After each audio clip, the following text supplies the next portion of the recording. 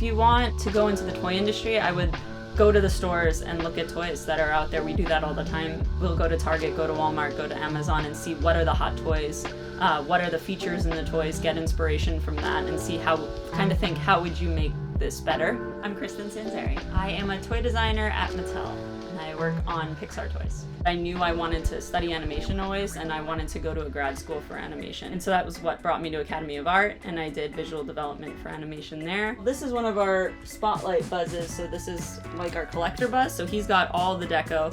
When you have a collector toy, you get to really play and put a ton of articulation. You can really get into the design and really make it true and authentic. Whereas like a more kid version of the toy here would be this Buzz Lightyear here.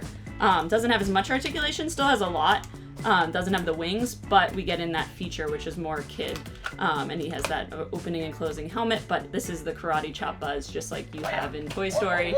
And he's got those awesome sounds and karate actions. San Francisco is an awesome city to live in, super inspirational. Some of our classes, our painting classes, we would go out and paint different cityscapes and go into Chinatown and paint the buildings there, and that was just awesome. I started applying down here for animation jobs, visual development and animation jobs. Figured I'd look at toy companies as well. I saw that Mattel had a designer position and I kind of assumed it was a graphic design position, and so I applied seeing that I fit the requirements and then found out in the interview that it was a toy design position, and I was like, wow, this is actually really similar to visual development for animation. You're designing characters, you're designing props instead of backgrounds, you're doing play sets. At the end of the interview, I was like, do you have any concerns about my qualifications? And they're like, you can draw, we can see that, but you don't have any toy designs. And I'm like, I'll happily draw some up. That night, stayed up all night drawing like 5 different concepts for Jurassic toy ideas, and I got the job. So now I've been at Mattel for 6 years and I love it. At the start, I'll draw up the concept and say, hey, I want this Buzz to have that cool karate action that he had in Toy Story 1. I get to decide, is it gonna be a button on the back? Is it gonna be squeeze his legs? And that's what makes the action happen, and really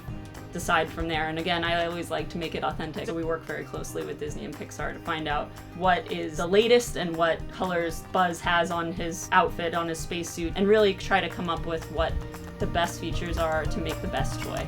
That's kind of the fun part of being the designer. I would say draw a lot. Draw. Practice. Draw what is hard for you to draw. So some people love drawing people and they'll draw people really great, but other people it's really hard for. But if you're great at drawing people, draw animals, draw buildings, draw perspective. Push yourself to do the thing that's hard for you, because that's like only going to help you. And ask questions. I feel like more often than not, people will be happy to help you and be like, oh, this is how you do that. This is what they're talking about when they say that, and that's just going to help you grow. Studying visual development at Academy of Art definitely gave me a huge foundation as far as creating characters and perspective. That's a huge thing for any designer. All the professors are in the industry. I feel like I learned a ton from them. I mean, I learned so much at the Academy of Art, and I feel like it really does come into play all the time with my job of creating characters that are going to be functional and going to be fun to play with.